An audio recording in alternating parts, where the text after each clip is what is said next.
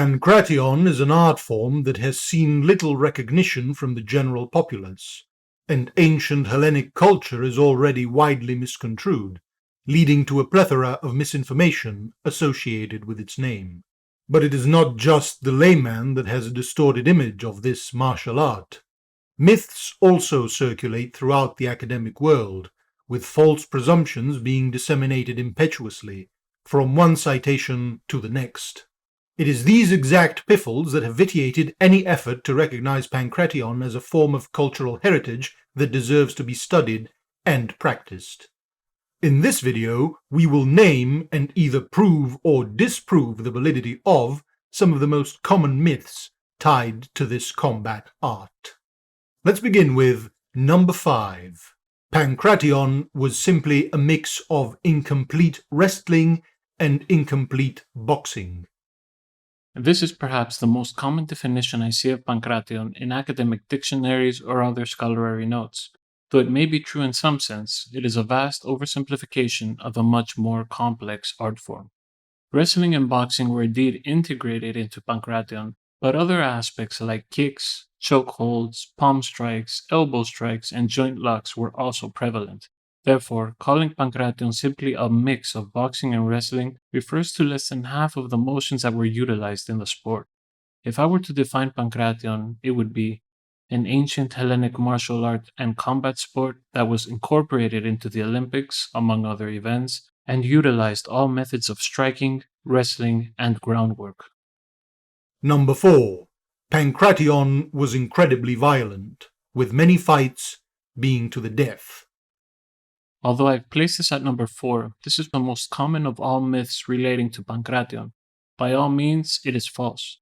For some reason, people like to imagine Pankration as this brutal, no-holds-barred contest that had athletes fighting to the death, but it was a far more measured and sophisticated sport than it gets credit for.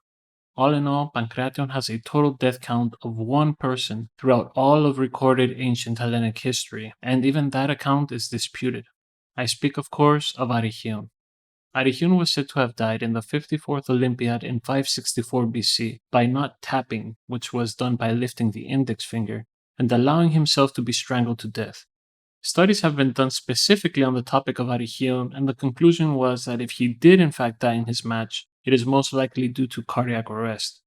And it's also important to mention that the 2 accounts of Arrichion's death come from Pausanias, who lived 700 years after the event, and Philostratus, who lived 750 years after the event, both living in the 2nd to 3rd century AD. Even if their account is true, however, in the words of Lazaros Avidis, whose credentials you can check in the interview I've uploaded to this channel. Αντιλαμβάνεστε ότι μέσα σε 14 αιώνες ένας θάνατος στην ουσία έχει απειροελάχιστες στατιστικές αναλογίες για να τις επικαλούμεθα συχνά. Προφανώς, ένα λάθος το οποίο ταυτίζεται με αυτή την υπόθεση είναι ότι το Παγκράτιο ήταν ένα βάρβαρο αγώνισμα. One last thing I'd like to add to this is you can't have an institution like the Olympics, which was based on a celebration of athleticism, sportsmanship, and fair play, with a truce being agreed throughout all of the ancient Hellenic world, include brutal fights to the death. It really makes no sense. In fact, I could argue that Pankration was even less brutal than modern-day MMA, which ties into... Number 3. Pankration had no rule set. This myth is disproven simply by the existence of the Hellanodikae, or referees that participated in Pankration matches. You can see them in plenty of amphorae, not just in Pankration, but in many other sports.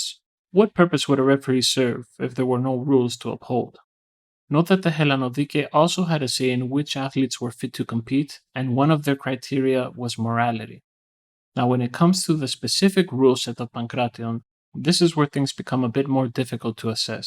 Philostratus mentions that the rules were no gouging and no biting, but Philostratus may simply be speaking of the rules of Pankration in his post-Hellenistic Roman era and not classical Greece.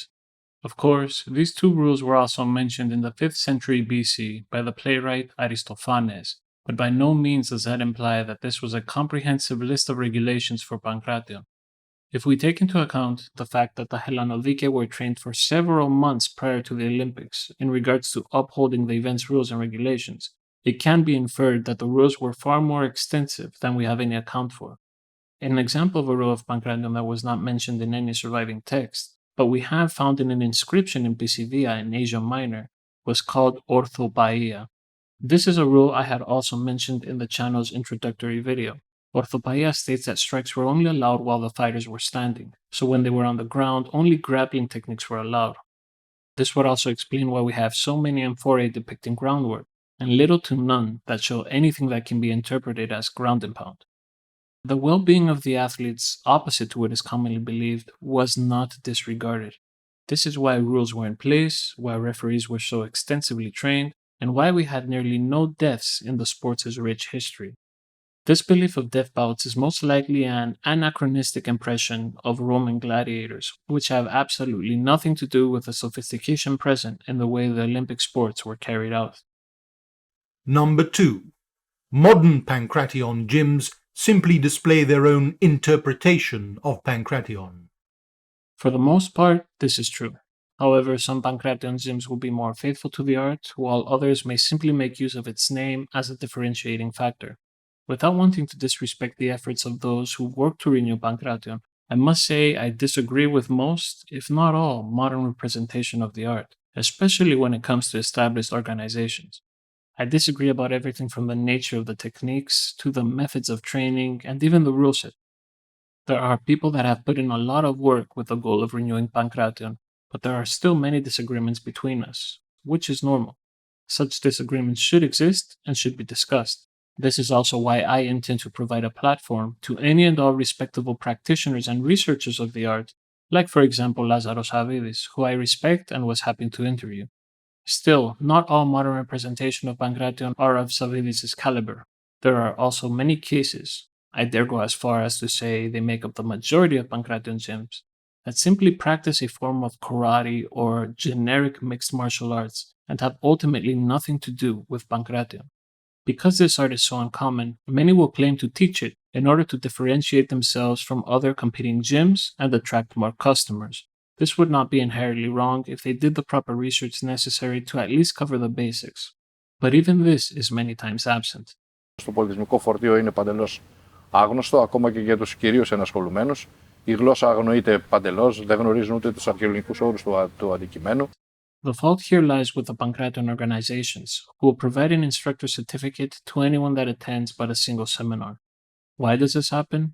Well, for starters, there's no respectable governing body for Pankration, and there are no established means of quality control. It is paramount for Pankration that an academic standard is established, which is why I am undergoing an effort to have Pankration recognized as intangible cultural heritage by UNESCO. Number 1. Pankration techniques are forever lost. This is both true and false, but mostly the latter. Are there techniques that may have been lost? Perhaps, but the chances that it was completely unique to what we see today are very low. Pankration was survived by martial arts of Eastern geographical territories, where cultural exchanges between Greeks and other peoples of the area were very common. This is why you have a relief of Buddha being protected by Hercules, or an ancient Chinese tapestry of a Hellenic warrior and a centaur. Another significant aspect of ancient Hellenic culture were martial arts and, of course, Pankration, which was practiced extensively in the camps of the army of Alexander the Great in his conquest of the East. I personally would go as far as to argue that techniques hardly matter when it comes to a martial arts system like Pankration.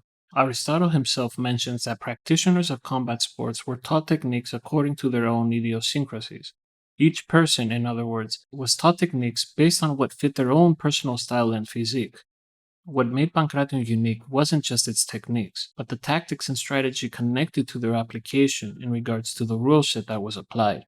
Pankration and boxing were carried out in open-sided arenas and were not contained by a ring, which is why footwork was so heavily emphasized in ancient Hellenic combat sports, and was the key element of combat praised from Homer all the way to Pindar. Now, of course, this isn't to say that Pankration didn't have strange and unique techniques that we can learn from and incorporate today, like its aerial strikes or standing rear naked chokehold called klimakismos. Rather, I argue that it is more important to study how the techniques were actually applied and used that is far more interesting. For example, how did they do a standing rear naked chokehold without the confines of a ring? Additionally, there's an entire cultural heritage that is tied to Pankration. The Olympics, its history, its ruleset, and even its mythology. These are all what make Pankration unique and why it should be studied and practiced.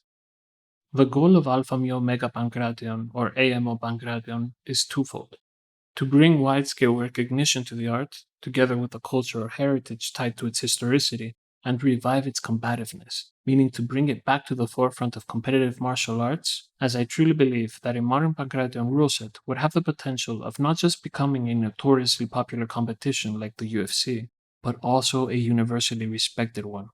Of course, this can only be done with your support, which is why I humbly ask that if you're interested in the subject, you share the channel with others you believe may also be curious, and that you stay tuned for future videos that are soon to come. One last thing I need to mention is that this channel is basically a one-man show. Everything from the writing, the editing, and the graphics are done to the best of my limited ability. Supporting the channel financially, which you can do through Patreon or through a direct contribution, will help relieve some of the stress of balancing the necessary day job and creating videos for the channel. It will allow me to release videos in a more steady pace, which is currently difficult to do because of how time-consuming these videos are to make. That being said, any and all support is greatly appreciated, and it doesn't have to be financial. Cheers, and I'll catch you in the next video.